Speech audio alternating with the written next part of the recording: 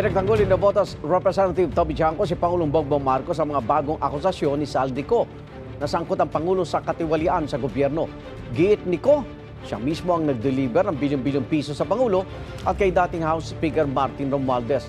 Hamon naman ang Pangulo kay Ko, umuwi na lang siya sa Pilipinas at harapin ang mga kaso. May unang balita si Tina Panganiban Perez. Naglabas ng bagong video sa kanyang social media page si dating Ako Bicol Party List Representative Saldico. Dito, muli niyang inakusahan si Pangulong Bongbong Marcos at dating House Speaker Martin Romualdez. 1 billion pesos ang personal kong naihatid. Ako mismo ang nagbigay ng pera, kasama ang aking driver at mga tauhan. At lahat ito ay base sa direktang utos ni Speaker Martin Romualdez.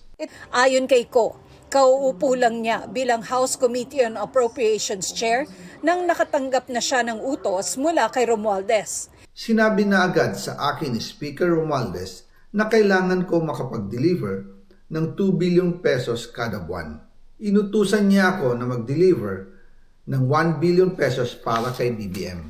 Ibigay kay Yusek Jojo Cadiz dahil ito raw ang drop-off point na malapit sa bahay ng Pangulo.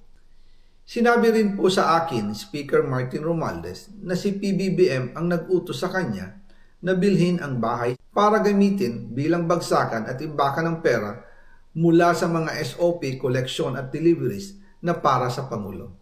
Sa hiwalay na post, ipinakita naman ni Ko ang mga litrato na anyay listahan ng mga delivery ng mali-maletang pera para anya sa Pangulo at kay Romualdez. Noong December 2, 2024, personal kong idineliver ang 200 million kay Yusek Jojo Cadiz. Ayon sa kanya, dadalhin daw niya ito sa bahay ng Pangulo. Noong December 5, 2024, muli akong nag-deliver ng 800 million sa parehong address at Yusek Jojo Cadiz pa rin ang tumanggap.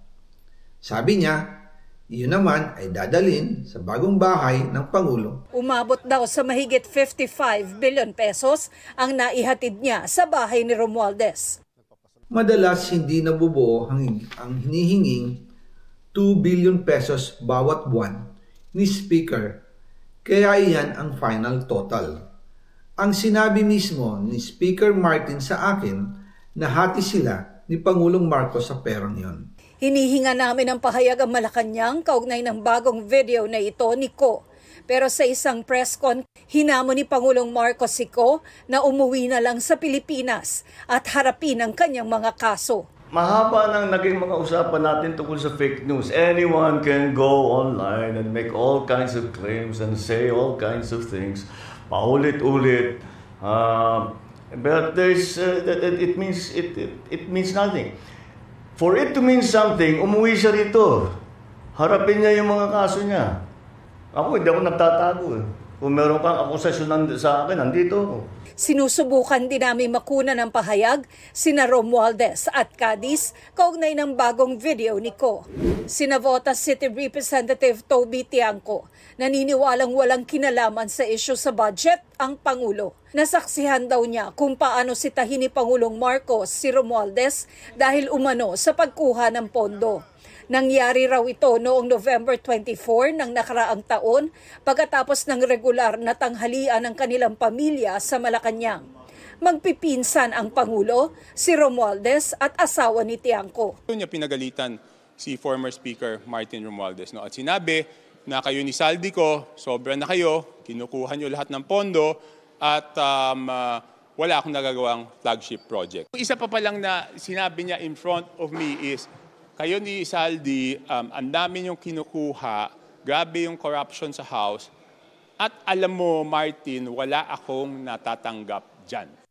Sabi ni Tiangco na pag-alaman niya kalaunan na nagalit ang Pangulo dahil nagsumbong daw ang Japan International Cooperation Agency o JICA sa Pangulo na ang counterpart na pondo ng Pilipinas para sa mga proyektong pinopondohan ng JICA ay tinanggal sa pambansang budget.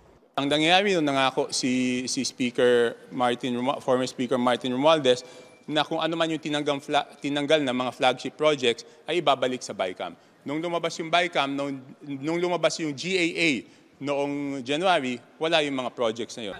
Hinihinga namin ng reaksyon tungkol dito si Romualdez pero wala pa siyang tugon. Noong isang linggo, inirekomenda ng Independent Commission for Infrastructure o ICI at ng Department of Public Works and Highways o DPWH na kasuhan ng plunder, graft at direct bribery sina Romualdez, Ko at iba pa. Sa referral ng ICI, sinabi nitong isinumite nila ito nang walang findings na guilty o may pananagutan si Romualdez. Bagay na binigyang diin ng kampo ni Romualdez. This clear statement reinforces our confidence in the Commission's impartiality and affirms the constitutional role of the Ombudsman as the sole authority empowered to make determination on accountability. Dati nang itinanggi ni Romualdez na kumita siya mula sa flood control projects. Isinumite naman ng PNP-CIDG sa ICI ang halos 100 kahon ng ebidensya at dokumento galing sa kanilang investigasyon sa 28 flood control projects mula sa Region 1 hanggang Region 9. Once po talagang determined as ghost projects, we will refer the matter like what we do in the previous ones. Ito ang unang balita. Tina Panganiban Perez para sa GMA Integrated News. Patuloy na kinukuha ng GMA Integrated News ang panig ni Cadiz na itunuturo ni Ko na siyang tumanggap ng perang idiniliber niya para kay Pangulong Bongbong Marcos. Ayon kay DOJ spokesperson Attorney Polo Martinez, tuloy pa rin sa kanyang trabaho sa kagawaran bilang Undersecretary si Cadiz. Igan, mauna ka sa mga balita, mag-subscribe na sa GMA Integrated News sa YouTube para sa iba't ibang ulat sa ating bansa.